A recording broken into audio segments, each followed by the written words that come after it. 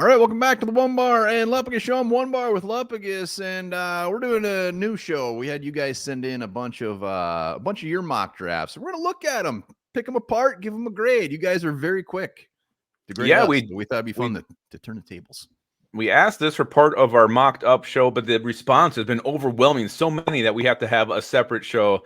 We're probably doing this every week with you guys just grading your guys' mock drafts. And yeah, so thank you to everybody who has done that. And thank you to everybody who has subscribed to the channel over the years. And if you want to be one of those They're selective elusive members of a group to join this group, then hit the subscribe button. We're on our way to 12K by draft day. Yeah, and send your mocks to onebarlupagus@gmail.com. We can't do them all, but we're going to do a handful today. We're only doing 4 of them. So let's just dive right into this. This is from Renee. Yeah. I was wondering if it was from Renee or if you just named it Renee. No, they're it's from Renee. Rennie, I don't know. Anyways. Yeah, let's go through it. So JJ McCarthy at 11, sat there at 11, got the quarterback. Love that. Trade looks like Renee swung a deal here, moved down to pick 52 in the process, probably picked up 83 there with Braden Fisk. Love that pick at 52. I would have been fine with Fisk at 42. Yeah. Mike Sains, I don't even know how to pronounce that, but that is a guy who had a really good combine. So a name I think is going to probably go right around that area. Luke McCaffrey. When you look this guy up, he's IQ, and then he goes out and has a great combine. It sounds like he's like a plug and play day one slot corner, and his name got very hot at the combine. Absolutely, it did. Luke McCaffrey, great hands, great bloodlines, great ass. Dylan Johnson, there's your running back help. Gabe Hall, love taking Gabe Hall right around there every mock. I do as well. I can't say I know a lot about Mason McCormick, but he's a jackrabbit, so you gotta love that. Jalen Ford, then Zion Tupola Fatui, the edge, Washington edge rusher there. So, yeah, overall, not a bad mock. I have one complaint about it. I have a complaint how long it took you to read that. Luke McCaffrey, you know, he's a guy that I love pretty much. I mean, if this was like Luke Johnson, there wouldn't be that love emotion there. I mean, when you watch him, yeah, he's a good receiver, but like I'm fine taking him earlier just because it's Christian McCaffrey's brother. So I'm going to be very honest about that. So that's why I love him.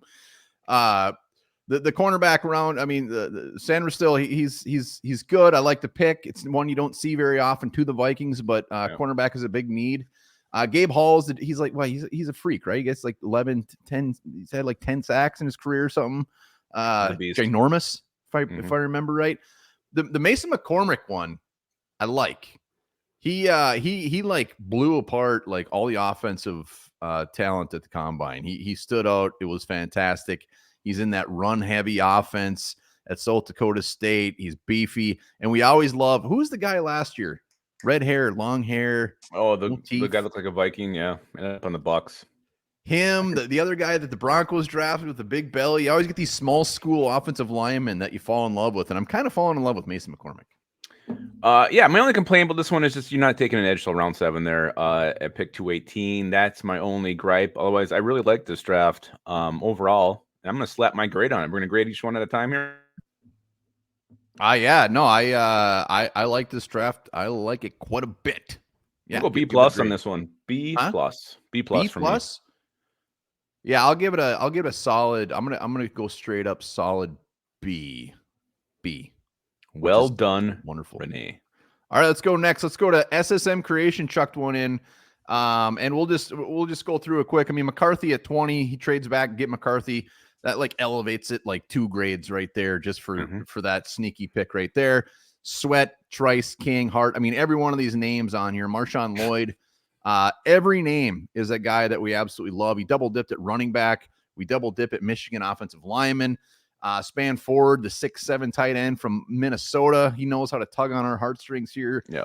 So we're killing needs and we're killing them with names that we love. So SSM, he knew what he was doing here. He's smart.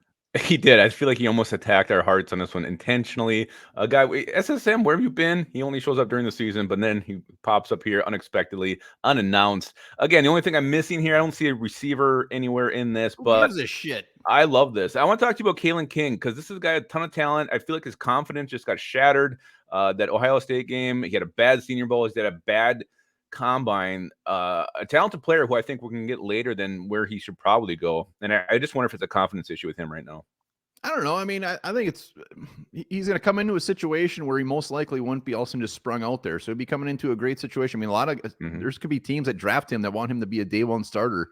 And luckily for us, that probably isn't the case. And he's got the beautiful Brian Flores defensive whisperer whispering in his ear, getting his confidence back up. Hey, Galen, you're pretty good. You're a pretty good football player. I like you. No, I like it.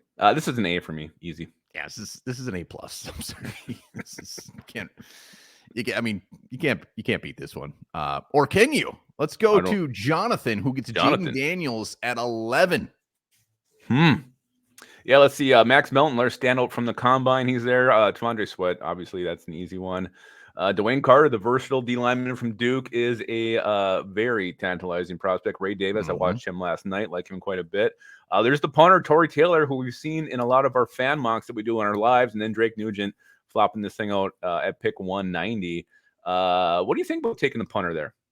I don't know anything about any punters. I'm not going to look at them. I don't care. But do you think it's a need? Like, I don't no. Really, I mean, I don't think so either. Give Ryan Wright till week 8. If he looks, if he's completely, I mean, who cares? We can go get Torrey Taylor on the waiver wire. I like the fact he threw a punter in, so kudos to him.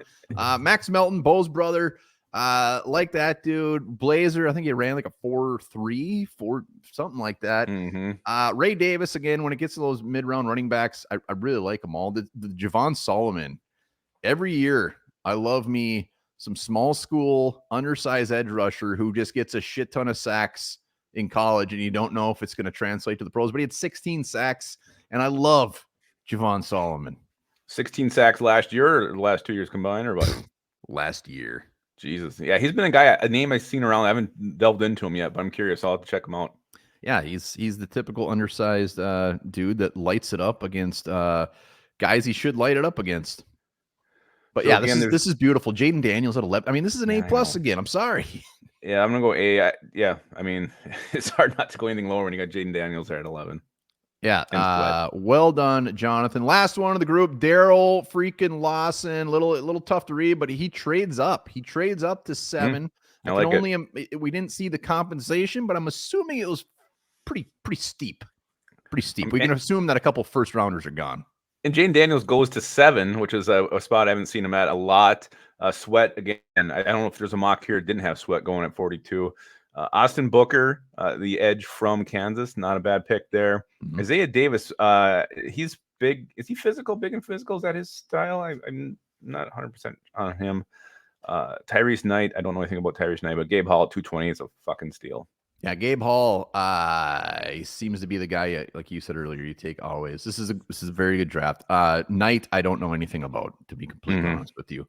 And Booker seems to be is he undersized? I think he's undersized. I think he might be. I think that's his issue. He was at Minnesota for a couple of years, goes to Kansas and has like 8 sacks, something like that, 6-8 sacks.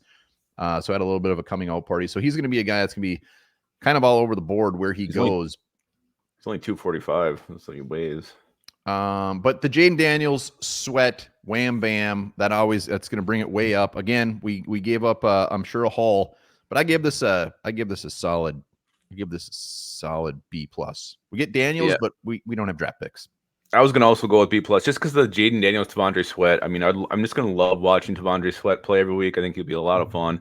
Then you get your quarterback of the future there in Jaden Daniels. So, yeah, I mean, there's needs left off here, but when you move up to make that big splash, you're going to lose some picks, and that's what you got to give up. That's what you got to do, and those are our mocks that we're grading. Send them in, onebarlupagus@gmail.com. We'll chuck them up here and give them a grade, and let us know in the comments. What do you grade some of these? Yeah, let us know what you think about this. Coffee produced from cat poop can cost up to $600 per pound. Worth it.